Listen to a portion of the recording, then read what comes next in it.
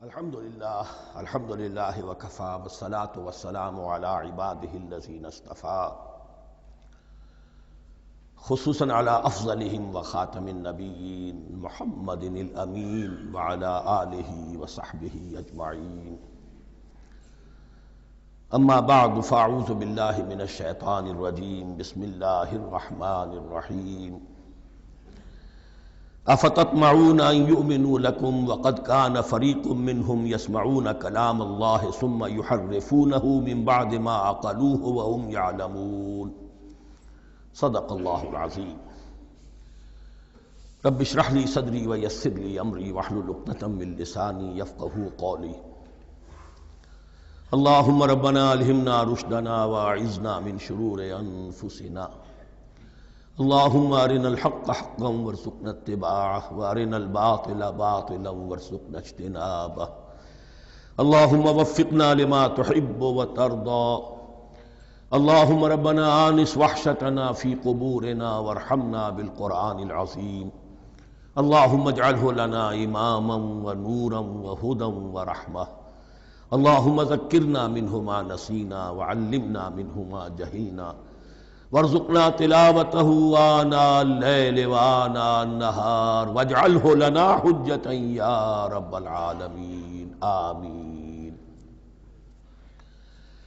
اب تک ہم نے سورہ بقرہ کے 8 رکوع اور اس پر مستزاد صرف 3 آیات کا مطالعہ کیا ہے۔ آج میں چاہتا ہوں کہ ہماری رفتار قدرے تیز ہو۔ تو یہ جو سلسلہ مضمون چل رہا ہے خطاب بے امت سابقہ امت مسلمہ بنی اسرائیل، ان کے ساتھ خطاب کا سلسلہ سورہ بقرہ میں 5ویں رکوع سے شروع ہوا اور 15ویں رکوع کے آغاز تک چلے گا۔ یہ 10 رکوع ہیں۔ عرض کر چکا ہوں بار بار، اور اس کو میں چاہتا ہوں آپ اچھی طرح ذہن نشین کر لیں کہ اس میں سے پہلا رکوع جو ہے وہ دعوت کا ہے، وہ بہت فیصلہ کن ہے۔ یہی وجہ ہے کہ دیکھیے اس رکوع کا آغاز ہوا یا بنی اسرائیل اذکروا نعمتی التی انعمت علیکم واوفوا بعہدی اوف بعہدکم وایای فارہبون، اور خود بخود ظاہر ہو رہا ہے اسلوب کلام سے کہ اگلے رکوع سے بات کا رنگ بدل گیا ہے۔ یا بنی اسرائیل اذکروا نعمتی التی انعمت علیکم وانی فضلتکم علی العالمین واتقوا یوما لا تجزی نفس عن نفس شیئا ولا يقبل منها شفاعة ولا يؤخذ منها عدل ولا هم ينصرون۔ یہ تہدید کا انداز ہے، دھمکی کا انداز ہے۔ تو میں نے عرض کیا تھا کہ 5واں رکوع اس خطاب میں بمنزلہ فاتحہ ہے، بہت اہم ہے، اور بقیہ جو 9 رکوع ہیں ان میں بریکٹ کا انداز ہے کہ 2 آیتوں سے بریکٹ شروع ہوتی ہے، انہی 2 آیتوں پر بریکٹ ختم ہوگی۔ یہ ملامت کا خطاب ہے، اور ان کے خلاف ایک مفصل فرد قرارداد جرم جو ہے وائد کی گئی ہے، جس کے نتیجے میں وہ اس منصب سے معزول کر دیے گئے جس پر 2000 برس سے فائز تھے، اور ان کی جگہ پر اب امت محمد، نئی امت مسلمہ علی صاحب الصلاۃ والسلام، اب اس کا نصب، اس کی انسٹالیشن، اور اس کی انسٹالیشن سیریمنی کے طور پر تحویل قبلہ کا معاملہ۔ یہ ربط کلام اگر سامنے نہ رہے تو انسان کھو جاتا ہے قرآن مجید کی طویل صورتوں کو پڑھتے ہوئے کہ بات کہاں سے چلی تھی، کدھر جا رہی ہے، کیا ربط ہے، کیا تعلق ہے، سیاق کلام کیا ہے۔ اس کو میں اس لیے بار بار، حالانکہ مجھے معلوم ہے کہ وقت کم ہے، لیکن میں اس چیز کو زیادہ اہمیت دے رہا ہوں۔ اب ان 9 رکوعوں کے مضامین میں کچھ تو واقعات ہیں، تم نے یہ کیا، تم نے یہ کیا، تم نے یہ کیا۔ ظاہر بات ہے ترجمہ تو کرنا ہوگا، کچھ مختصر وضاحت بھی کرنی ہوگی، لیکن ان کے تفصیل میں جانے کی ضرورت نہیں ہے۔ لیکن آپ نے دیکھا کہ کچھ واقعات کے بعد پھر کچھ ایسے یونیورسل ٹروتھس بیان ہوئے ہیں، ایسے عظیم حقائق کہ جو ابدی حقائق ہیں، ان کا کسی وقت سے، کسی قوم سے، کسی خاص گروہ سے تعلق نہیں، وہ تو اصول ہیں، سنت اللہ ہم انہیں کہہ سکتے ہیں، یہ اللہ کے جو عام قوانین ہیں، قواعد ہیں اس کائنات میں۔ ایک تو قوانین ہے طبعیہ، فزیکل لاز، ایک مورل لاز ہے کہ جو اس دنیا میں اللہ تعالیٰ کی طرف سے کار فرما ہے۔ تو جہاں وہ مورل لاز آتے ہیں جنہیں آپ کہا کرتے تھے جب بچپن میں کہانی پڑھی اور کہانی کے بعد لکھا اس کا مورل لیسن کیا ہے، اس کہانی سے سبق کیا حاصل ہوا، تو تھوڑے تھوڑے وقفے کے بعد وہ آیات آتی ہیں کہ جو اس گویا کہ اس سلسلہ کلام کے اندر یہ انتہائی اہمیت کی حامل ہیں، اس لیے کہ وہ یونیورسل اہمیت کی حامل ہیں، اور ان میں در حقیقت ایک رہنمائی پوشیدہ ہے موجودہ امت مسلمہ کے لیے۔ مثلا جتنا حصہ ہم اب تک پڑھ چکے ہیں ان میں سے پہلے تو وہ آیت یاد کیجئے وَضُرِبَتْ عَلَيْهِمُ الذِّلَّةُ وَالْمَسْكَنَةُ وَبَاءُوا بِغَضَبٍ مِّنَ اللَّهِ۔ معلوم ہوا کہ ایسا ہو سکتا ہے کہ ایک امت مسلمان ہو، اس پر اللہ کے بڑے فضل ہوئے ہوں، بڑا اکرام ہوا ہو، بہت انعام ہوا ہو، پھر وہ اپنی بے عملی یا بد عملی کے باعث اللہ تعالیٰ کے غضب کی مستحق ہو جائے اور ذلت اور مسکنت اس پر تھوپ دی جائے۔ یہ ایک یونیورسل ٹروتھ وہاں سے نکل آیا کہ ہمیں سوچنا ہوگا، یہ ایک لمحہ فکریہ ہے امت مسلمہ کیا کہ کیا ہم تو کہیں آج اس پوزیشن میں نہیں ہیں۔ حدیث میں آپ کو سنا چکا ہوں لَيَأْتِيَنَّ عَلَىٰ أُمَّتِي مَا أَتَىٰ عَلَىٰ بَنِي إِسْرَائِيلَ حَسْبَ النَّعْلِ بِالنَّعْلِ۔ دوسرا اسی طرح کا یونیورسل ٹروتھ والا مقام تھا آخری جو ہم نے کل پڑھا ہے، ثُمَّ قَسَتْ قُلُوبُكُمْ وَهِيَ كَالْحِجَارَةِ أَوْ أَشَدُّ قَسْوَةً۔ کسی مسلمان امت کا یہ حال بھی ہو سکتا ہے کہ ان کے دل اتنے سخت ہو جائیں کہ سختی میں پتھروں کو اور چٹانوں کو مات دے جائیں۔ یہ بھی ایک کیفیت ہے جو سامنے آئی، حالانکہ قوم وہ ہے انی فضلتکم علی العالمین، از کجا تاب کجا، لیکن یہ حقیقت بھی ہمارے سامنے آئی کہ یہ چیزیں جو ہیں اپنی جگہ پر امکانات میں سے ہیں۔ البتہ یہاں ایک بات میں عرض کر دوں کہ اس قساوت قلبی میں پوری امت برابر مسلط جو ہے مبتلا نہیں ہوا کرتی ہے۔ اس میں امت کے جو قائدین ہوتے ہیں اور امت مسلمہ کے قائدین اس کے علماء ہوتے ہیں، سب سے زیادہ شدت کے ساتھ یہ خرابی ان میں آتی ہے، اس لیے کہ باقی لوگ تو پیروکار ہیں، پیچھے چلتے ہیں، وہ اعتماد کرتے ہیں کہ یہ ہے اللہ کی کتاب کے پڑھنے والے، یہ ہے تورات کے حامل، یہ جانتے ہیں، وہ ان کے پیچھے پیچھے چل رہے ہوتے ہیں۔ لیکن جو لوگ جان بوجھ کر اللہ کی کتاب میں تحریف کر رہے ہوں، انہیں تو پتہ ہے ہم کیا کر رہے ہیں۔ جو لوگ جان بوجھ کر حق کو پہچان کر اس کا انکار کر رہے ہیں، انہیں تو پتہ ہے کہ ہم کیا کر رہے ہیں۔ در حقیقت یہ سزا ان پر آتی ہے۔ یہ بات اب ان آیات میں جو آج ہم پڑھنے چلے ہیں بہت زیادہ واضح ہو جائے گی انشاءاللہ۔ فرمایا افتطمعون ان یؤمنوا لکم، تو اے مسلمانوں کیا تم یہ توقع رکھتے ہو کہ یہ ایمان لے آئیں گے تم پر، تمہاری بات مان لیں گے؟ ظاہر بات ہے مسلمانوں کو توقع تھی کہ مشرکین مکہ تو بہت دور تھے دین سے، توحید سے دور، رسالت کا کوئی تصور ہی نہیں، کتاب کوئی ان کے پاس تھی ہی نہیں۔ یہ تو یہود ہیں اور ان کے پاس تو کتاب رہی ہے، یہ موسیٰ کے ماننے والے ہیں، یہ توحید کے علم بردار ہیں، یہ آخرت کا بھی اقرار کرتے ہیں، تو انہوں کو جھٹپٹ مان لینا چاہیے۔ تو جو مسلمانوں کے دل میں، عام مسلمانوں کے دل میں جو حسن ظن تھا، اب در حقیقت یہ اس کو ایڈریس کیا جا رہا ہے افتطمعون ان یؤمنوا لکم، تمہیں بڑی طمع ہے، کوشش ہے، تمہاری خواہش ہے، آرزو ہے، تمنا ہے، توقع ہے کہ یہ بات مان لے گے تمہاری۔ وَقَدْ كَانَ فَرِيقٌ مِّنْهُمْ يَسْمَعُونَ كَلَامَ اللَّهِ ثُمَّ يُحَرِّفُونَهُ مِن بَعْدِ مَا عَقَلُوهُ وَهُمْ يَعْلَمُونَ، جبکہ حال یہ ہے کہ ان میں سے ایک جماعت، ایک گروہ وہ بھی ہے کہ جو اللہ کے کلام کو سن کر پھر اس میں تحریف کرتا رہا ہے، اس کے بعد کہ اس کو سمجھ لیتا تھا اور اچھے جان بوجھ کر تحریف کرتا تھا۔ اب ظاہر بات وہ گروہ کون ہوں گے؟ علماء ہی تو ہیں نا۔ عام آدمی تو تحریف نہیں کر سکتا تھا، تحریف کرنے والے تو علماء تھے۔ افتؤمنون ان یؤمنوا لکم وقد کان فریق منهم یسمعون کلام اللہ ثم یحرفونہ من بعد ما عقلوہ وهم یعلمون واذا لقوا الذین آمنوا قالوا آمنا۔ اب دیکھیے ایک بات بڑی عجیب سامنے آئے گی کہ جس طرح منافقین مسلمانوں میں تھے، ایسے ہی منافقین یہود میں بھی تھے۔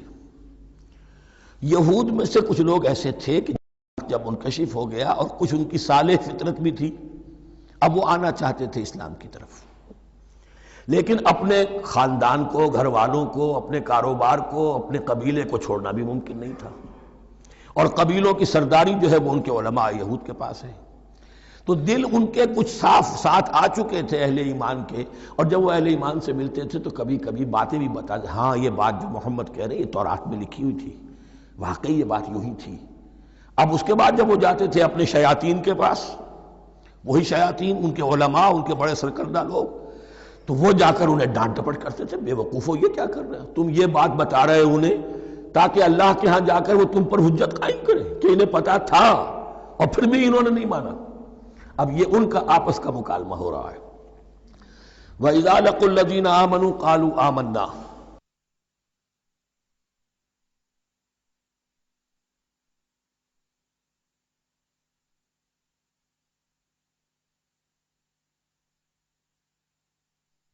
اور ان میں سے کچھ لوگ ہیں کہ جب ملتے ہیں اہل ایمان سے تو وہ کہتے ہیں ہم ایمان لے آئے.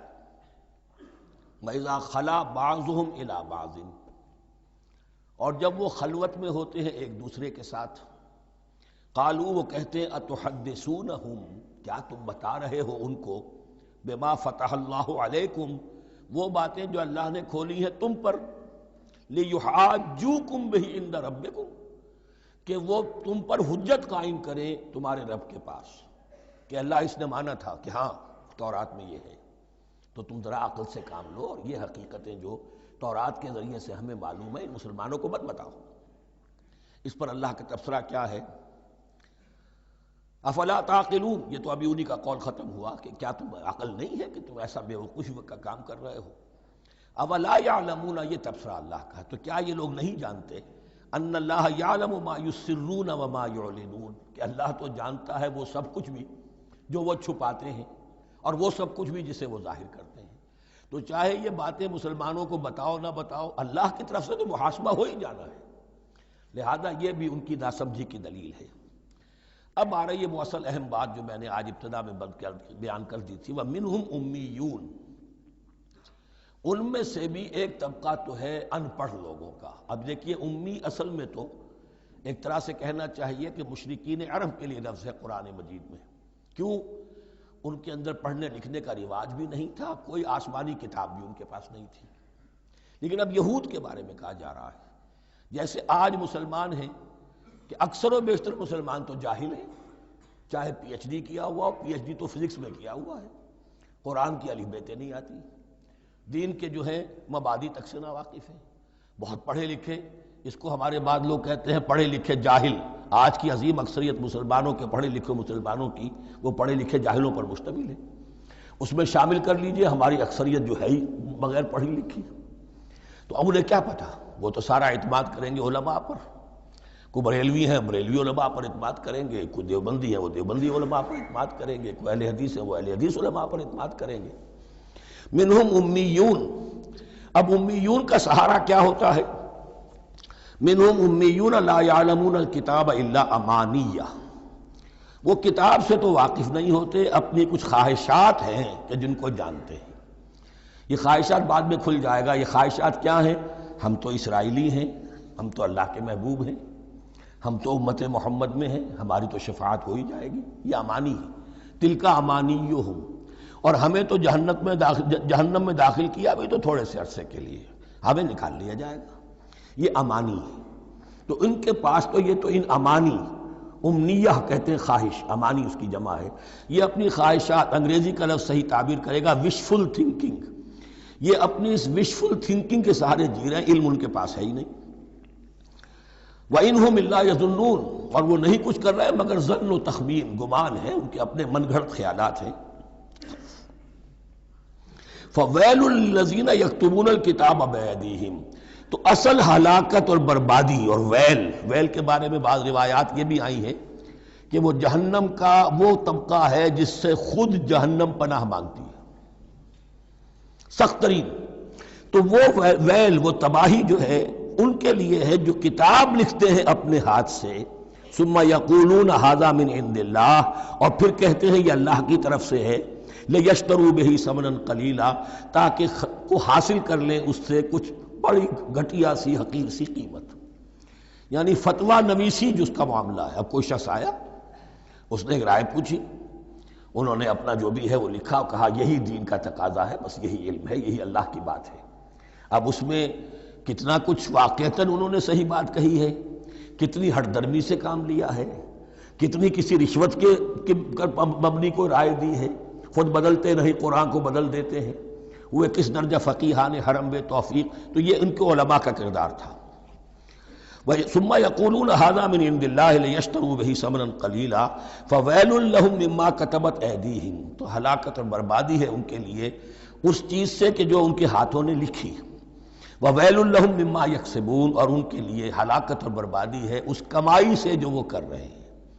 یہ سارا دھندا جو ہے فتویٰ فروشی کا اور دین فروشی کا، اس کے لیے تباہی وہ اپنے لیے مول لے رہے ہیں، اس سے کوئی ان کو اللہ تعالیٰ کے ہاں کوئی اجر و ثواب نہیں ملے گا۔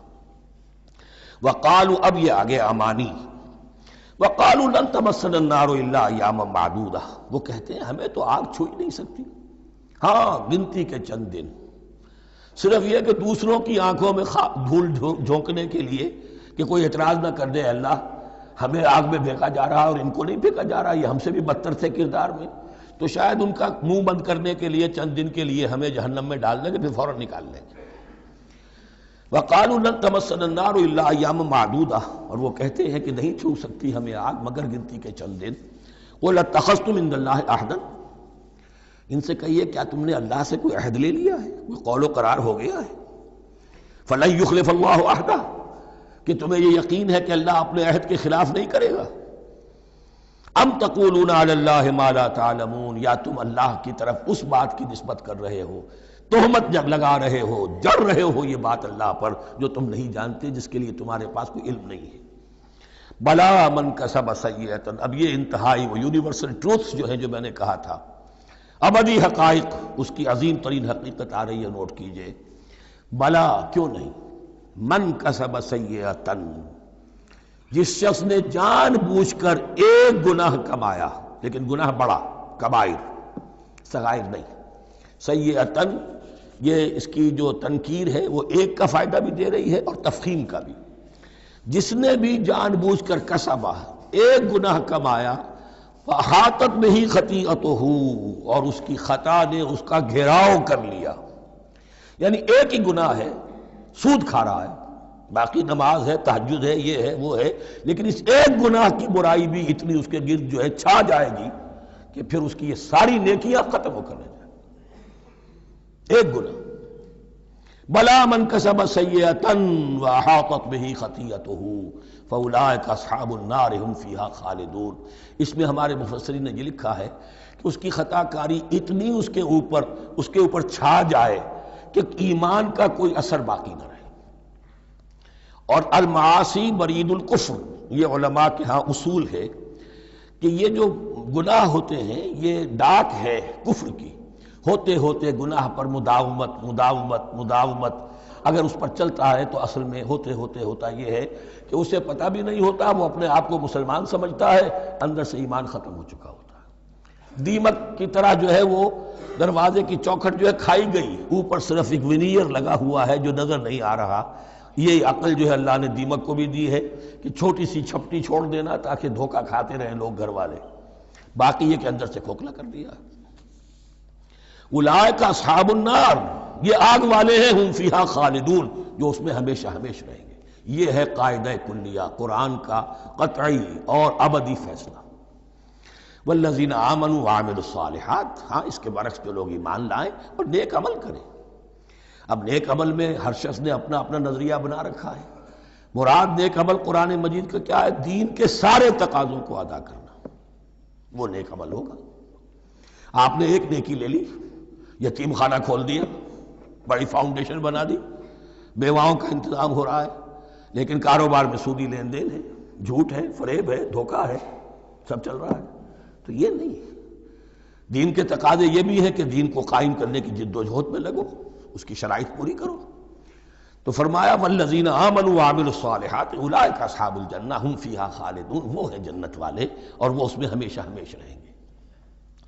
وَإِذْ أَخَذْنَا مِيثَاقَ بَنِي إِسْرَائِيلَ لَا تَعْبُدُونَ إِلَّا اللَّهَ، اور یاد کرو جب کہ ہم نے بنی اسرائیل سے عہد لیا تھا تم نہیں عبادت کرو گے کسی کی سوائے اللہ کے، وَبِالْوَالِدَيْنِ إِحْسَانًا، اور اس کے ساتھ دوسرا حکم، اور یہ اہم مقام ہے کہ اللہ کے حق کے فوراً بعد والدین کے حق کا ذکر قرآن مجید میں 4 مقامات پر آیا، ان میں سے ایک مقام یہ ہے وَبِالْوَالِدَيْنِ إِحْسَانًا، والدین کے ساتھ نیک سلوک کرو گے، وَذِي الْقُرْبَى، اور قرابت داروں کے ساتھ بھی، وَالْيَتَامَى، اور یتیموں کے ساتھ بھی، وَالْمَسَاكِينَ، اور محتاجوں کے لیے بھی، وَقُولُوا لِلنَّاسِ حُسْنًا، اور لوگوں سے اچھی بات کہو، اچھی بات کہو، صحیح بات کہو، امر بالمعروف کرتے رہو، نیکی کی دعوت دیتے رہو، وَأَقِيمُوا الصَّلَاةَ وَآتُوا الزَّكَاةَ، اور نماز قائم کرو، قبائل قائم رکھو اور زکوٰۃ ادا کرو گے، یہ گویا کہ معاہدہ ہو رہا ہے۔ ثم تولیتم، پھر دیکھو تم نے اس سے پیٹھ موڑ لی، الا قلیلا منکم، سوائے تم میں سے تھوڑے سے لوگوں کے، وانتم معرضون، اور تم ہو ہی پھر جانے والے، تمہاری یہ عادت گویا کہ طبیعت ثانیہ ہے۔ اب ایک خاص مثال آ رہی ہے، اس کے بعد پھر ایک بہت بڑا یونیورسل ٹروتھ آئے گا۔ مثال کیا ہے؟ اللہ نے ان سے ایک عہد لیا تھا، وَإِذْ أَخَذْنَا مِيثَاقَكُمْ، ہم نے تم سے یہ عہد بھی لیا تھا، لا تسفکون دماءکم، دیکھو اپنا خون نہیں بہاؤ گے، یعنی آپس میں جنگ نہیں کرو گے، لڑو گے نہیں، تم بنی اسرائیل ایک وحدت بن کر رہو گے، جیسے کہ قرآن مجید میں آیا ہے انما المؤمنون اخوۃ، تم بھائی بھائی ہو، لا تسفکون دماءکم، اپنا خون نہیں بہاؤ گے، ولا تخرجون انفسکم من دیارکم، اور نہ ہی تم نکالو گے اپنے کچھ لوگوں کو ان کے گھروں سے۔ اب یہاں مجھے وضاحت کرنی پڑے گی ورنہ بات سمجھ میں نہیں آئے گی کہ جب حضرت یوشع ابن نون کی سرکردگی میں بنی اسرائیل نے فلسطین کو فتح کرنا شروع کیا، اور سب سے پہلے جیریکو فتح کیا گیا شہر، اس کے بعد جب سارا فلسطین فتح کر لیا تو انہوں نے ایک مرکزی حکومت قائم نہیں کی، 12 قبیلوں نے 12 حکومتیں بنا لی، جیسے 12 چشمے تھے پانی کے ویسی 12 حکومتیں۔ اب ظاہر بات ہے جہاں 12 حکومتیں ہوں گی تو وہ طوائف الملوکی جس کو کہتے ہیں، آپس کی کھٹ پٹ ہوتی تھی، جنگیں ہوتی تھی، پھر ان میں سے ایک دوسرے پر حملہ کر کے وہاں کے لوگوں کو نکال باہر کرتے تھے، بھاگنے پر مجبور کر دیتے تھے، تو یہ تھی ان کی کیفیت۔ لیکن اس کے بعد پھر جب وہ لوگ چلے گئے کہیں کفار کے ملک میں چلے گئے، اب کفار نے جو ہے ان کو لا کر اور ان کے سامنے ان کے ہاں بیچنا چاہا، چونکہ غلام بن گئے وہاں جا کر، یا انہوں نے غلام بنا لیا، تو اب فدیہ دے کر چھڑا رہے ہیں کہ ہمیں حکم دیا گیا ہے کہ جو بھی تمہارا اسرائیلی بھائی ہو اس کو فدیہ دے کر چھڑا لو اگر کہیں وہ اسیر ہو جائے۔ تو ایک حکم کو تو مانا نہیں اور دوسرے پر عمل ہو رہا ہے۔ حکم تو یہ تھا کہ آپس میں خون ریزی کرو ہی نہیں، وہ اس حکم کو تو توڑ دیا، لیکن بڑے متقیانہ انداز میں اب جو اس وقت اس کی وجہ سے جو غلام بن گئے یا اسیر ہو گئے اب ان کو چھڑوا رہے کہ اللہ کا حکم ہے، شریعت کا حکم ہے۔ یہ ہے وہ تضاد جو مسلمان امتوں کے اندر ہو جاتا ہے، اس پر آئے گا وہ یونیورسل ٹروتھ۔ وَإِذْ أَخَذْنَا مِيثَاقَكُمْ لَا يَسْتَسْفِكُونَ دِمَاءَكُمْ، جب یاد کرو جب ہم نے تم سے عہد لیا تھا کہ تم اپنا خون نہیں بہاؤ گے، وَلَا تُخْرِجُونَ أَنفُسَكُم مِّن دِيَارِكُمْ، اور نہ ہی تم اپنے آپ کو اپنے لوگوں کو ان کے گھروں سے نکالو گے، ثُمَّ أَقْرَرْتُمْ وَأَنْتُمْ تَشْهَدُونَ، پھر تم نے اقرار کیا تھا، اس عہد کو اور قول و قرار کو مان لیا تھا پورے شعور کے ساتھ، تشہدون مانتے ہوئے، ثم انتم ہؤلاء، پھر تم وہی ہو، تم ہی ہو وہ تو تقتلون انفسکم، اپنے ہی لوگوں کو قتل بھی کرتے ہو، وتخرجون فریقا منکم من دیارہم، اور اپنے ہی لوگوں میں سے کچھ لوگوں کو ان کے گھروں سے باہر نکالتے ہو، تظاہرون علیہم بالاسم والعدوان، ان پر چڑھائی کرتے ہو گناہ کے ساتھ بھی اور زیادتی کے ساتھ بھی، وَإِن یاتوکم اسارا، اور اگر وہ قیدی بن کر تمہارے پاس آتے ہیں تفادوہم، تو اب تم ان کا فدیہ دے کر انہیں چھڑاتے ہو، وَهُوَ مُحَرَّمٌ عَلَيْكُمْ إِخْرَاجُهُمْ، حالانکہ ان کا تو نکالنا ہی تم پر حرام کیا گیا تھا۔ اب یہ واقعہ آپ نے پڑھ لیا، سمجھ لیا، اب دیکھیے اس سے جو سبق ہے، مورل لیسن ہے جو ابدی ہے، أَفَتُؤْمِنُونَ بِبَعْضِ الْكِتَابِ وَتَكْفُرُونَ بِبَعْضٍ، تو کیا تم ہماری شریعت کے ایک حصے کو مانتے ہو اور ایک کو نہیں مانتے؟ اب دیکھیے یہ الفاظ اب ہوں گے تعویل عام، جہاں کہیں بھی یہ طرز عمل ہوگا تو یہ آیت اس کو کور کرے گی۔ افتؤمنون ببعض الکتاب وتکفرون ببعض، تو کیا تم مانتے ہو ہماری کتاب کے ایک حصے کو اور ایک کو نہیں مانتے؟ فما جزاء من یفعل ذلک منکم، تو نہیں ہے کوئی سزا اس کی جو یہ حرکت کرے تم میں سے، الا خزی فی الحیات الدنیا، سوائے اس کے کہ دنیا کی زندگی میں رسوائی ہو، ذلت ہو، ویوم القیامہ، اور قیامت کے دن یردون الی اشد العذاب، وہ لوٹا دیے جائیں شدید ترین عذاب میں، وما اللہ بغافل عما تعملون، اور اللہ تعالیٰ غافل نہیں ہے اس سے جو تم کر رہے ہو۔ آج امت مسلمہ پر 100% یہ آیت منطبق ہو رہی ہے، پورے دین پر چلنے کو تیار نہیں، ہر گروہ نے کوئی ایک شے حلال کر لی اپنے لیے، ملازم پیشہ طبقہ ہے، رشوت حلال ہے، کیا کرے اس کے بغیر گزارا نہیں ہوتا، کاروباری طبقہ ہے، سود کیا کرے اس کے بغیر تو یہ کاروبار چلتا نہیں، فلاں ہر ایک کے لیے، ہر ایک نے، یہ جو طوائف ہے ان سے جا کے پوچھیے وہ بھی کہتے کیا کریں ہم، ہمارا ہی دھندا ہے، ہم بھی محنت کرتی ہیں، مشقت کرتی ہیں۔ ابھی ٹی وی پر میں نے دیکھا بنگال کی پروسٹیچیوٹس مسلمان جو ہیں ان کے کچھ انٹرویوز لیے گئے کہ ہم پر کیوں پابندی عائد کرنے کی کوشش کی جا رہی ہے، یہ بھی ایک محنت ہے جو ہم کرتی ہیں۔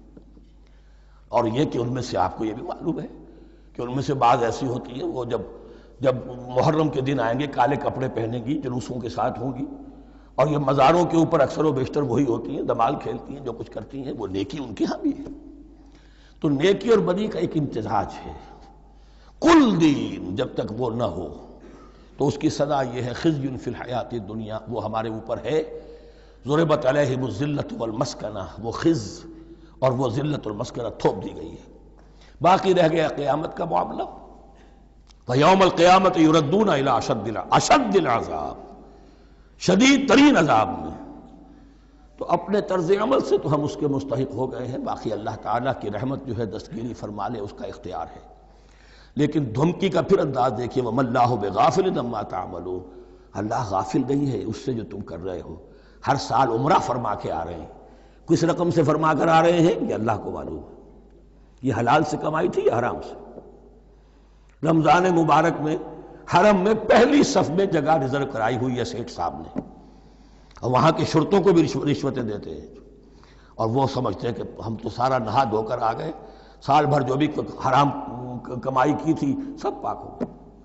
اللہ نا واقف نہیں ہے، اللہ تمہاری داڑھیوں سے دھوکہ نہیں کھائے گا، اللہ تمہارے اماموں سے اور ابا اور قبا سے دھوکہ نہیں کھائے گا۔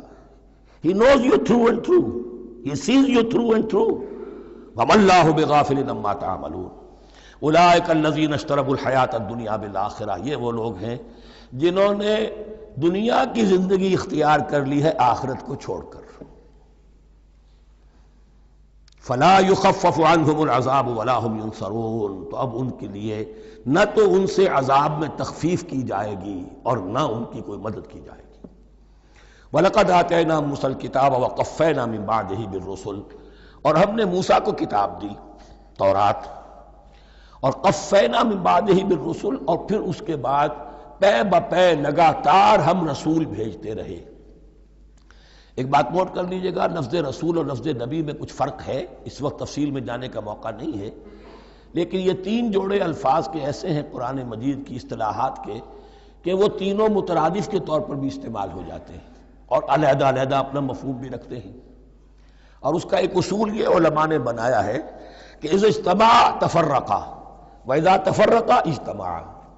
ایک ہے ایمان اور اسلام، اب یہ بھی مسلم مومن ایک ہی شے ہے، لیکن یہ کہ ایک شے تو نہیں ہے، کچھ فرق بھی ہے۔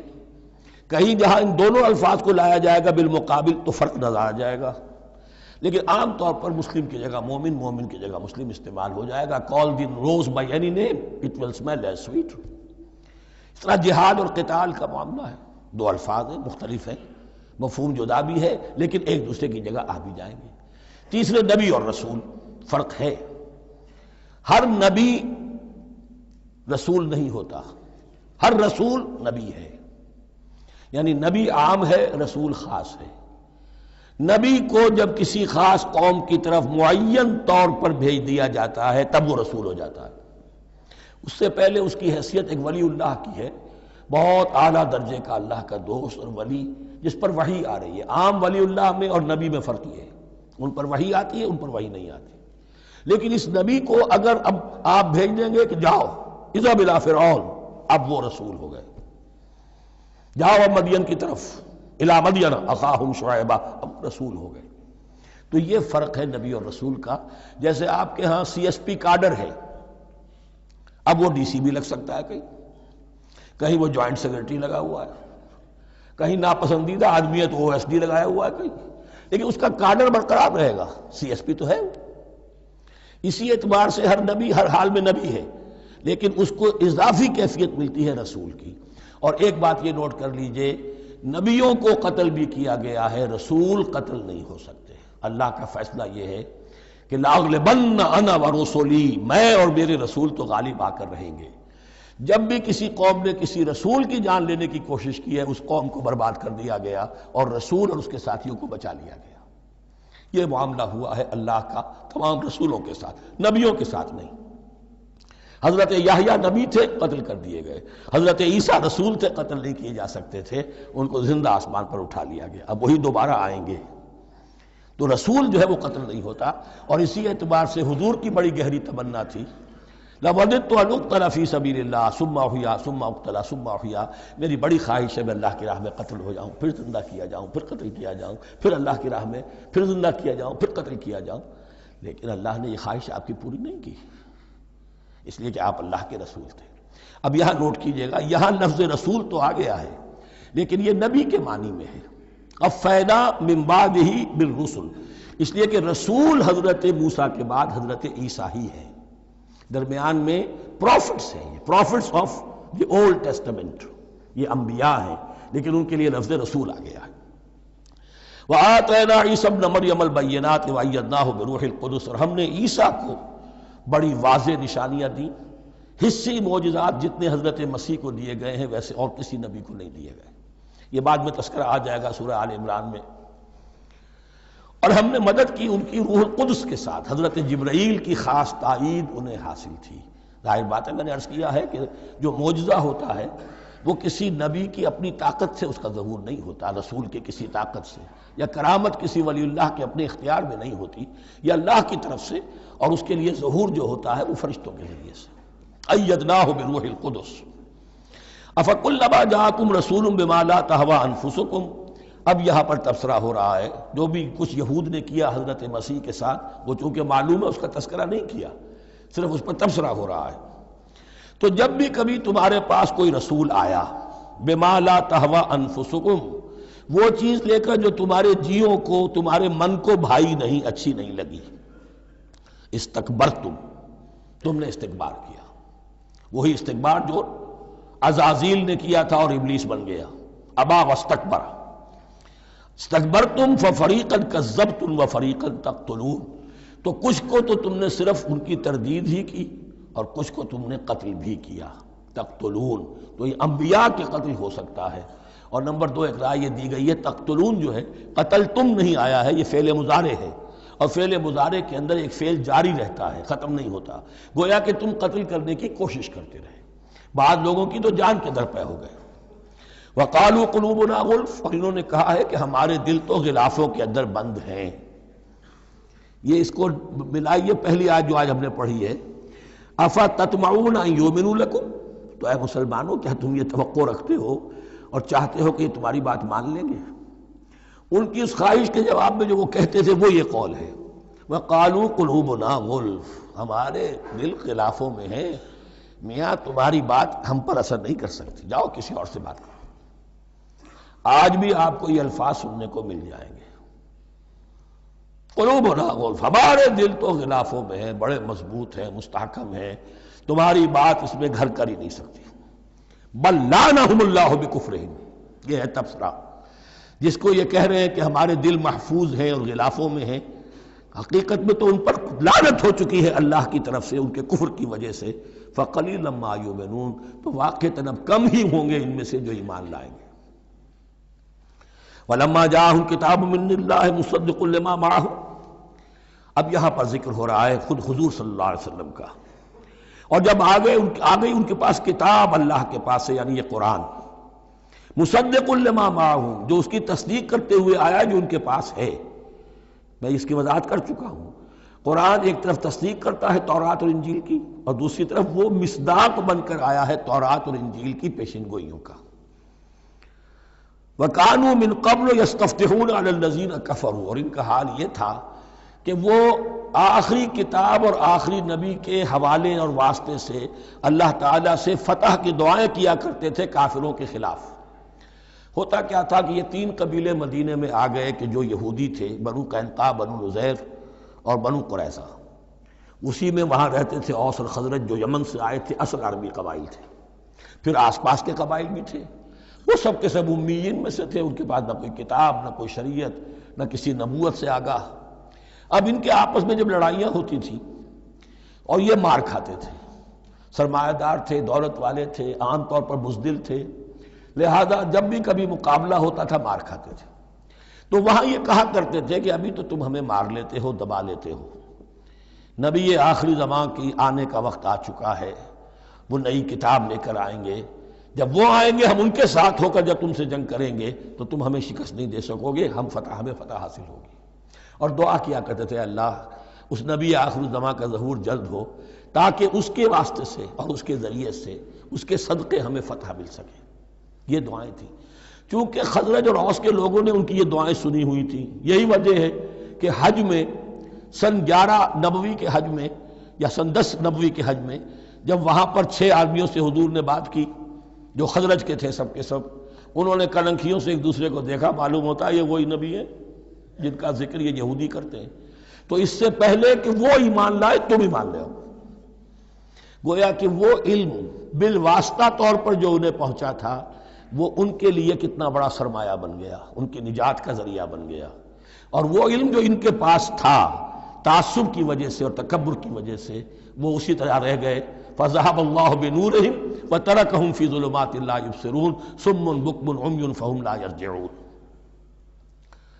وَلَمَّا جَاءَهُمْ كِتَابٌ مِّنْ عِندِ اللَّهِ مُصَدِّقٌ لِّمَا مَعَهُمْ وَكَانُوا مِن قَبْلُ يَسْتَفْتِحُونَ عَلَى الَّذِينَ كَفَرُوا فَلَمَّا جَاءَهُم مَّا عَرَفُوا كَفَرُوا بِهِ، تو جب ان کے پاس آ گئے وہ چیز جسے انہوں نے پہچان لیا پھر انہوں نے کفر کیا۔ فَلَعْنَةُ اللَّهِ عَلَى الْكَافِرِينَ، تو اللہ کی لعنت ہے ایسے کافروں پر۔ بئس ما اشتروا به أنفسهم أن يكفروا بما أنزل الله بغيا أن ينزل الله من فضله على من يشاء من عباده۔ بہت بری شے ہے جس کے عوض کہ انہوں نے اپنی جانوں کو فروخت کر دیا، یعنی دنیا کا حقیر سا نفع، یہاں کی حقیر سی مسندیں، یہاں کا جو بھی چودراہٹیں ہیں، جو بھی ان کی حیثیت ہے، صرف اس کا قربانی دینے کو تیار نہیں، یہی تو سبب ہے، اس کی وجہ سے کفر کر رہے ہیں پہچان کر۔ تو بری ہے وہ شے جس کے لیے انہوں نے اپنے آپ کو بیچ دیا۔ ان یکفروا، کہ وہ کفر کر رہے ہیں اس وجہ سے، بما انزل اللہ بغیا، جو اللہ نے نازل فرمایا ہے، اور کفر کیوں کر رہے ہیں اس زدم زدہ میں، ان ینزل اللہ من فضلہ علی من یشاء من عبادہ، کہ اللہ تعالیٰ نے نازل کر دیا ہے اپنے اس فضل میں سے اپنے بندوں میں سے جس پر چاہا۔ وہ اس امید میں تھے کہ وہ اسرائیلی ہی ہوگا۔ جب 1400 برس تک نبوت ہمارے پاس رہی، اب فترت کا زمانہ ہے، 600 برس گزر گئے، اب آخری نبی آنا ہے، ان کو گمان یہ تھا وہ ہم میں سے ہی ہوگا۔ یہاں یہ ہوا کہ یہ رحمت اللہ کی اور یہ فضل جو ہے بنی اسماعیل پر ہو گیا۔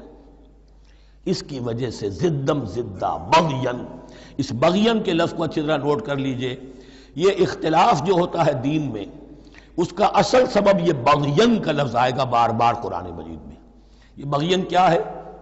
جسے عہد حاضر کے ایک خاص جو مکتب فکر ہے سائیکالوجی کا، ایڈلر کا، اس میں یہ قرار دیا گیا ہے کہ انسان کے جو موٹیوز ہیں، جو اس کا انسٹنکٹس ہیں، ان میں ایک بہت پاورفل موٹیو جو ہے to dominate, urge to dominate. میں اس کی بات کیوں مانوں، یہ کیوں نہ میری مانے، یہ ڈومینیشن۔ تو بغین، بغیا کے معنی بھی ہے حد سے بڑھنا، تجاوز کرنا۔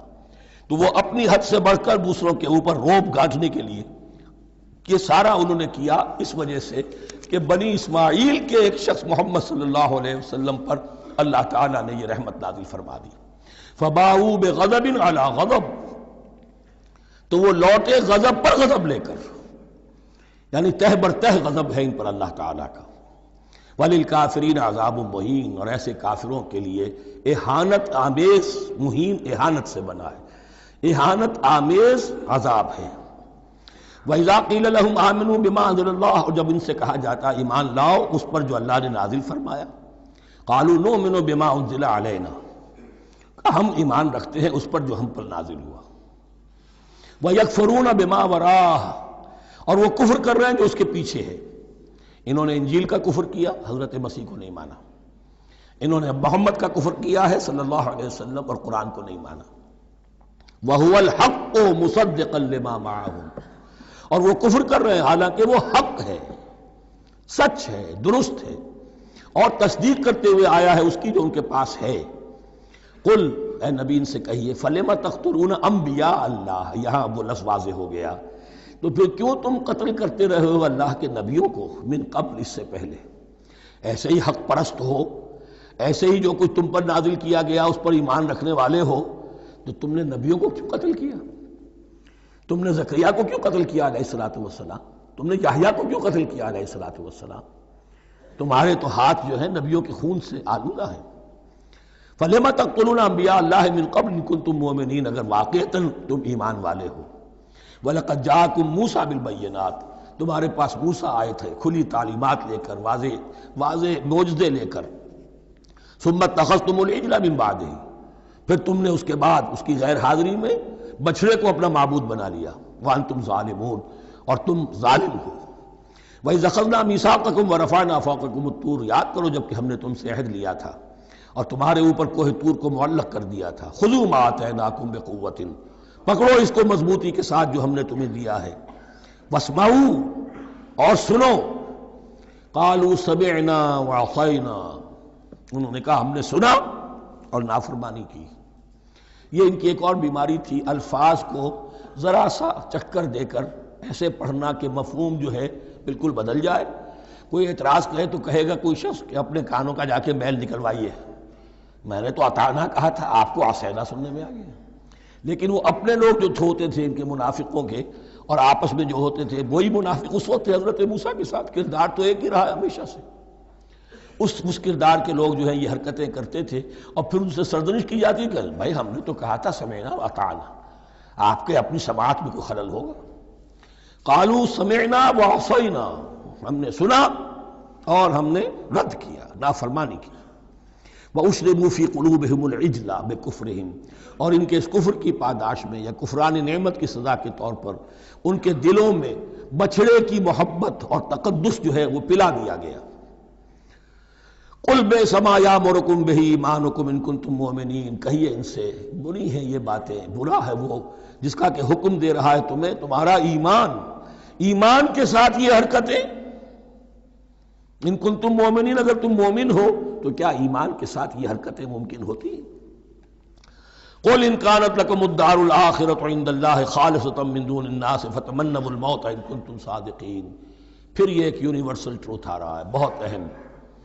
اس کو کرتے ہوئے خود انٹروسپیکشن کی ضرورت ہے، پڑھتے ہوئے، کیونکہ ان کا یہ خیال تھا نحن ابناء اللہ وحباؤہ، ہم تو اللہ کے بڑے چہیتے ہیں، بڑے لاڈلے ہیں، اولیاء ہیں، ہم پسندیدہ لوگ ہیں، we are the chosen people of the Lord. یہ ان کا کہنا جو ہے یہ تو ان کی بڑی کھلی بات ہے، اور ان کا کہنا ہے کہ آخرت کا گھر تو ہمارے لیے ہے ہی ہے، اٹھا لو۔ اب دیکھیے لٹمس ٹیسٹ ان کے سامنے رکھا جا رہا ہے، لیکن یہ لٹمس ٹیسٹ میرے اور آپ کے لیے بھی ہے۔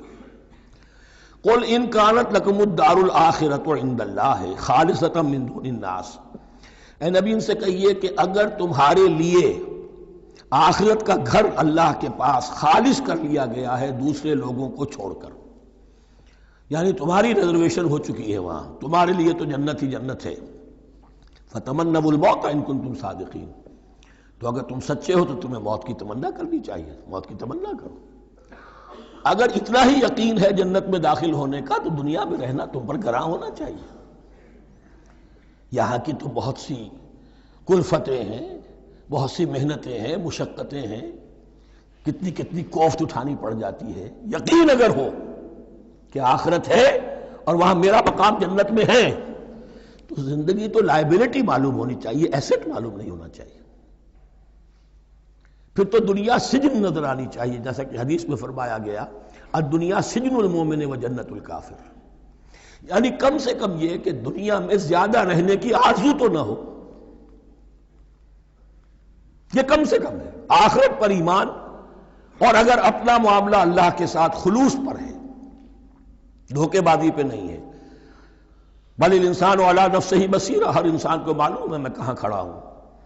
آپ کا دل آپ کو بتا دے گا آپ اللہ کے ساتھ دھوکے بازی کر رہے ہیں یا آپ کا معاملہ اللہ کے ساتھ خلوص و اخلاص پر مبنی ہے۔ اگر یقین ہے کہ خلوص و اخلاص پر ہے تو پھر تو یہ ہے کہ زندگی ایسٹ نہیں لائبلٹی، اور دنیا باغ نہیں قید خانہ نظر آنا چاہیے، اور اس میں انسان رہتا ہے ایک مجبوراً اللہ نے بھیجا ہے رہنا ہے، جو جو اس کی طرف سے ذمہ داریاں عائد کی گئی ہیں وہ ادا کرنی ہے، لیکن یہاں رہنے کی خواہش یہ اگر ہے تو یا تو آخرت پر ایمان نہیں یا اپنا اللہ کے ساتھ معاملہ خلوص اور اخلاص پر مبنی نہیں. دس از دی لٹمس ٹیسٹ. فَتَمَنَّوُا الْمَوْتَ إِن كُنتُمْ صَادِقِينَ وَلَن يَتَمَنَّوْهُ أَبَدًا، اور یہ ہرگز نہیں کریں گے تمنا اس کی موت کی، بِمَا قَدَّمَتْ أَيْدِيهِمْ، بسبب ان کرتوتوں کے جو ان کے ہاتھوں نے آگے بھیجے ہوئے ہیں. ہر شخص کو معلوم ہے میں نے کیا کمائی کی ہے، کیا بھیجی ہے. واللہ علیم بالظالمین، اور اللہ ان ظالموں سے بخوبی واقف ہے. وَلَتَجِدَنَّهُمْ أَحْرَصَ النَّاسِ عَلَىٰ حَيَاةٍ، اور تم انہیں دیکھو گے اس دنیا کی زندگی پر تمام انسانوں سے بڑھ کر حریص ہے. وَمِنَ الَّذِينَ أَشْرَكُوا، یہاں تک کہ مشرکوں سے زیادہ حریص ہے. اور یہ بات صحیح ہے. اہل ایمان کے ساتھ مقابلہ مشرکین نے کیا، کھل کر میدان میں آ کر کیا، ڈٹ کر کیا، اپنی جانیں اپنے باطل معبودوں کے لیے قربان کی. یہودی نہیں لڑ سکے، من ورائے جدر، فصیلوں کے پیچھے سے اور ادھر سے، لیکن سامنے آ کر مقابلہ نہیں کر سکے، اس لیے کہ انہیں جانیں بہت عزیز تھی. وَلَتَجِدَنَّهُمْ أَحْرَصَ النَّاسِ عَلَىٰ حَيَاةٍ وَمِنَ الَّذِينَ أَشْرَكُوا، حتیٰ یہ کہ مشرکین سے بھی زیادہ یہ دنیا کی زندگی کے حریص ہیں. یود احدہم لو یعمر الف سنہ، ان میں سے ہر ایک کی یہ خواہش ہے کہ کسی طرح اس کی عمر 1000 برس ہو جائے. وما ہوا بمزحزحہ من العذاب ان یعمر، اور اگر ان کو معمر کر بھی دیا جائے، طویل زندگی دے بھی دی جائے، تو عذاب سے تو چھٹکارا نہیں ملے گا. آخرت تو بالآخر تو آنی ہے. واللہ بصیر بما یعملون، اور اللہ دیکھ رہا ہے جو کچھ کہ وہ کر رہے ہیں. قل من کان عدوا لجبریل فانہ نزلہ علی قلبک. اب جیسا کہ میں نے عرض کیا کہ ان کا خیال یہ تھا کہ آخری نبوت کا وقت تو قریب ہے، ہوگا وہ کوئی اسرائیلی، ہوگا ہم میں سے. معاملہ ہو گیا تلپٹ. اللہ نے ان کی آزمائش اتنی بڑی کر لی کہ جنہیں حقیر سمجھتے تھے، بڑی امیین ہیں، ان پڑھ ہیں، نہ ان کے پاس کتاب، نہ کوئی شریعت، نہ کوئی قانون، نہ کوئی ضابطہ، کچھ بھی نہیں. اللہ نے ان میں سے ایک آدمی کو، ایک شخص کو چن لیا. لہذا ان کے لیے اب ان کے اندر دشمنی پیدا ہوئی. کس سے؟ گالیاں دینے لگے حضرت جبرائیل کو، اس نے دشمنی کی ہے ہمارے ساتھ. آ تو رہا تھا پیغام ہم میں سے کسی کے لیے، لے گیا ادھر. اور یہ بات آپ کو شاید بڑی عجیب لگے، لیکن یہ کہ شیخ احمد سرہندی رحمۃ اللہ علیہ نے اپنے مکاتیب میں یہ لکھا ہے کہ اہل تشیع کا ایک فرقہ ایسا بھی رہا ہے، میں نہیں جانتا کہ آج بھی ہے یا نہیں ہے، جس کو غرابیہ کہتے تھے. غرابیہ، ان کا عقیدہ یہ تھا کہ حضرت محمد صلی اللہ علیہ وسلم اور حضرت علی رضی اللہ تعالی عنہ، ان کی ارواح بالکل ایک دوسرے کے ایسے مشابہ تھیں جیسے ایک کوا دوسرے کوے کے مشابہ ہوتا ہے. غراب کوے کو کہتے ہیں. تو جبریل دھوکہ کھا گئے. وہ وہی اللہ نے بھیجی تھی علی کے لیے، لے گئے محمد کے پاس صلی اللہ علیہ وسلم. تو یہ بات جو شیخ احمد سرہندی کی لکھی ہوئی غرابیہ فرقہ ان کا، مجھے یہ نہیں معلوم کہ اب بھی ہیں یا نہیں ہے، لیکن یہ بات یہود کے ہاں جو ہے وہ موجود تھی. اور بات جان لیجئے، لَيَأْتِيَنَّ عَلَىٰ أُمَّتِي مَا أَتَىٰ عَلَىٰ بَنِي إِسْرَائِيلَ حَسْبَ النَّعْلِ بِالنَّعْلِ، اس کی حقیقت اور سے اور منکشف ہوتی چلی جائے گی. تو اب یہاں فرمایا قُلْ مَنْ كَانَ عَدُوًّا لِجِبْرِيلَ، اے نبی کہہ دیجئے جو کوئی بھی دشمن ہو گیا ہو جبرائیل کا، فَإِنَّهُ نَزَّلَهُ عَلَىٰ قَلْبِكَ بِإِذْنِ اللَّهِ، تو اس نے تو نازل کیا ہے اس قرآن کو آپ کے دل پر اللہ کے حکم سے. جبریل کا اپنا اختیار تو نہیں تھا. مصدقا لما بین یدیہ، اور یہ تصدیق کرتے ہوئے آیا ہے اس کی جو اس کے سامنے موجود ہے. وہدی وبشریٰ للمؤمنین، اور ہدایت اور بشارت ہے اہل ایمان کے لیے. اور اس کے بعد اب فرمایا جا رہا ہے کہ اللہ اور اس کے رسول اور اس کے ملائکہ یہ ایک آرگینک ہول ہیں، یہ ایک جماعت ہے. ان میں کوئی رکھنا نہیں ہو سکتا، ان میں کوئی اختلاف نہیں ہو سکتا. اگر کوئی جبریل کا دشمن ہے تو وہ اللہ کا دشمن ہے، اگر کوئی اللہ کے سچے رسول کا دشمن ہے تو وہ اللہ کا دشمن ہے، جبریل کا بھی دشمن ہے.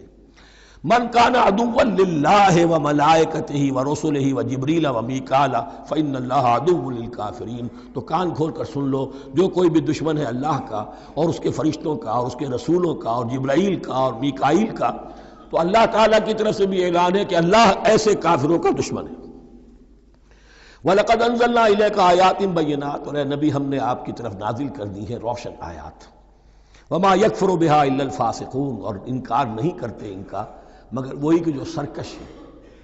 وَمَا يُضِلُّ بِهِ إِلَّا الْفَاسِقِينَ، تیسرے رکوع میں جو سورہ بقرہ کے الفاظ آئے تھے. اب کلما عہدوا عہدا نبذہ فریق منہم، تو جب بھی کبھی انہوں نے کوئی عہد کیا، اللہ سے میثاق کیا، اللہ کے رسولوں سے کوئی عہد کیا، نبذہ فریق منہم، ان میں سے ایک گروہ نے اس معاہدے کو پھینک دیا اٹھا کر، بل اکثرہم لا یؤمنون، بلکہ ان کی اکثریت جو ہے ایمان سے خالی ہے، جیسا کہ حال آج امت مسلمہ کا ہے۔ مسلمان ہیں، ایمان حقیقی، ایمان قلبی، یقین والا ایمان وہ کتنوں کو حاصل ہے؟ ڈھونڈ اب ان کو چراغ رخ زیبا لے کر۔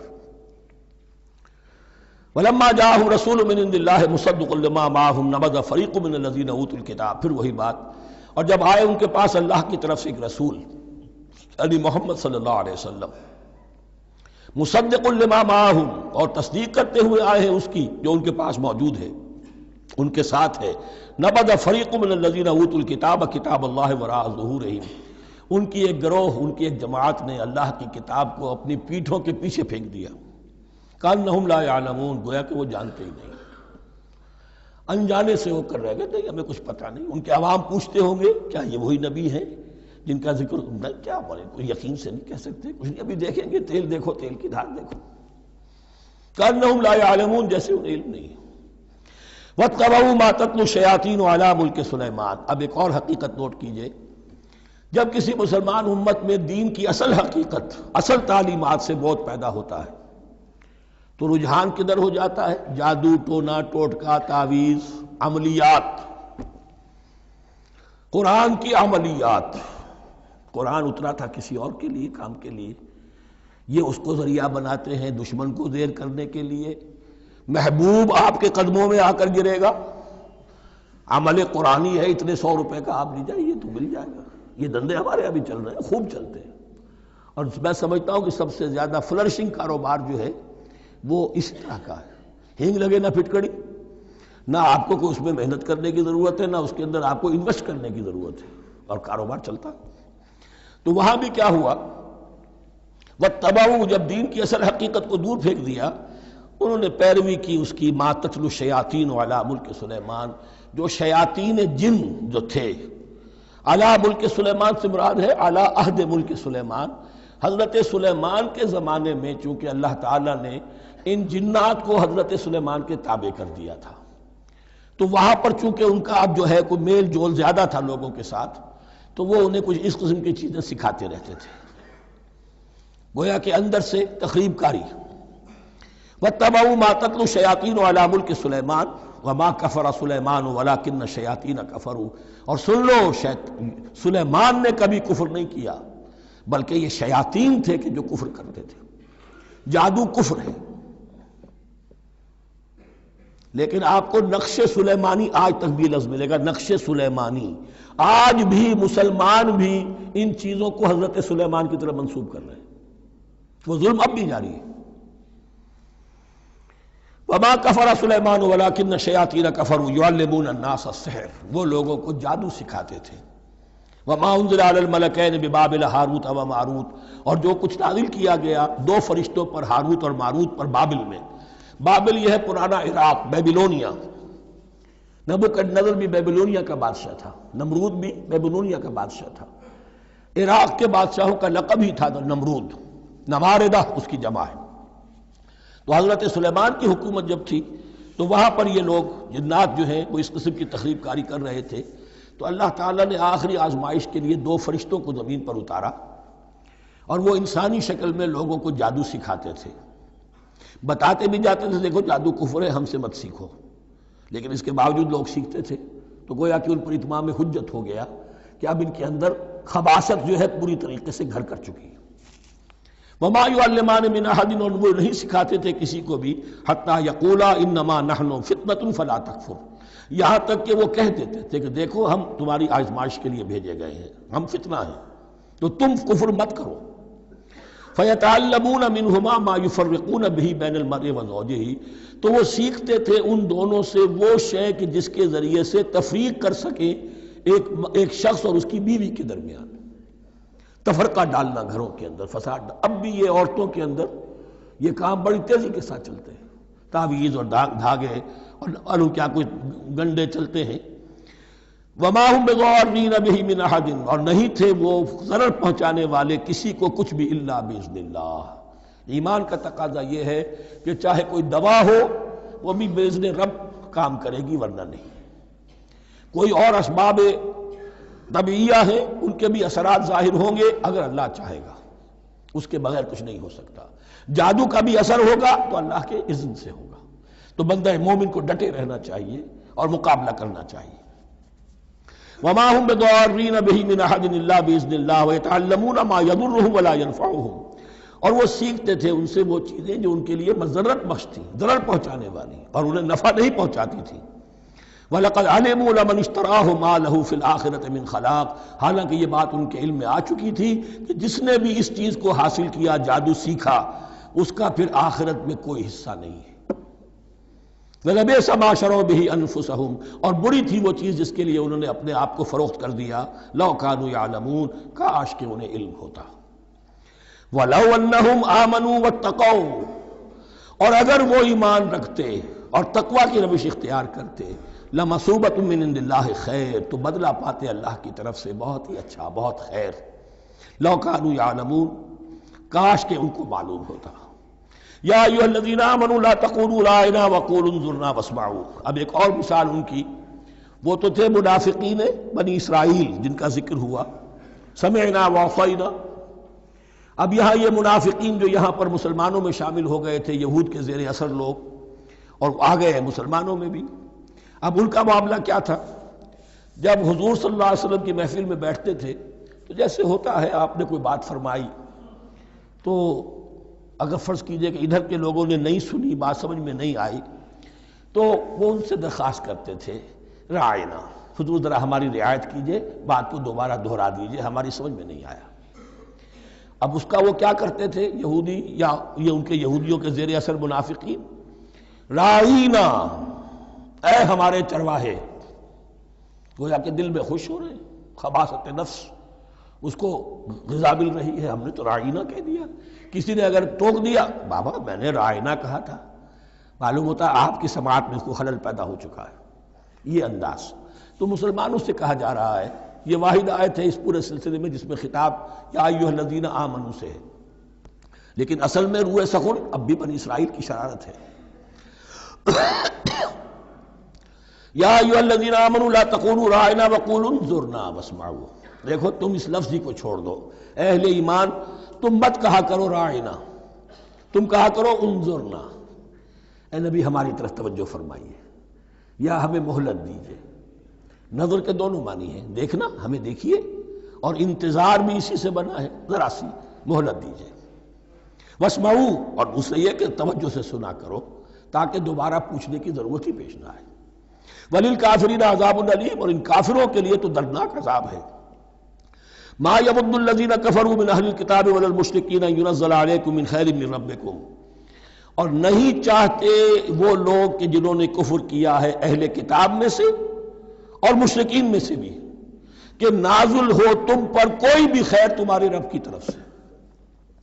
یہ اہل کتاب بھی اور مشرکین مکہ بھی، یہ جل رہے ہیں حسد میں، حسد کی آگ میں، کہ یہ کلام پاک تمہیں کیوں دے دیا گیا، یہ آخری منصب نبوت کا جو ہے، خاتم النبیین، یہ منصب جو ہے یہ انہیں کیوں مل گیا؟ وہ نہیں چاہتے کہ کوئی بھی خیر اللہ کی طرف سے تمہیں ملے۔ واللہ یختص برحمتہ من یشاء، حالانکہ یہ اللہ کا پریروگیٹو ہے، اللہ کا فیصلہ ہے، اللہ خاص کر لیتا ہے اپنی رحمت کے لیے جس کو چاہے، یہ اس کا فیصلہ ہے۔ واللہ ذو الفضل العظیم، اور اللہ تعالیٰ بڑے فضل والا ہے۔ ما ننسخ من آیت او ننسها نأت بخیر منها او مثلها، ہم نہیں منسوخ کرتے کسی بھی آیت کو یا اسے بھلواتے۔ ایک تو ہے ننسخ، منسوخ کر دینا، ایک ہے حافظے سے ہی کسی کے محو کر دینا۔ ما ننسخ من آیت او ننسها نأت بخیر منها، تو ہم اس کی جگہ پر اس سے بہتر لے آتے ہیں، او مثلها یا ویسی ہی لے آتے ہیں۔ الم تعلم ان اللہ علی کل شیء قدیر، کیا تم یہ نہیں جانتے کہ اللہ تعالیٰ ہر چیز پر قدرت رکھتا ہے، اسے ہر شے کا اختیار ہے۔ الم تعلم ان اللہ لہ ملک السماوات والارض، کیا تم نہیں جانتے کہ اللہ کے لیے ہی اختیار مطلق ہے، بادشاہی ہے آسمانوں اور زمین کی۔ وما لکم من دون اللہ من ولی ولا نصیر، اور نہیں ہے تمہارے لیے اللہ کے سوا کوئی بھی نہ ولی اور نہ مددگار۔ بارک اللہ لی ولکم فی القرآن العظیم ونفعنی وإیاکم بالآیات والذکر